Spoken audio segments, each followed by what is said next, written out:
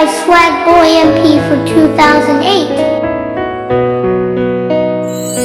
Ka ei bala jaya pi kumni pi pha shi ti jing kmen nga dang ap na pi da jing so si pi pha shi ti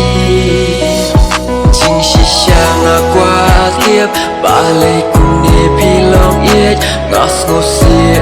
ngas ngo kin di ka e ba la ja ngas ngo ting shi sha nga kwa tiep ka jing shi sha man wat ka jing shi sha jing e jong i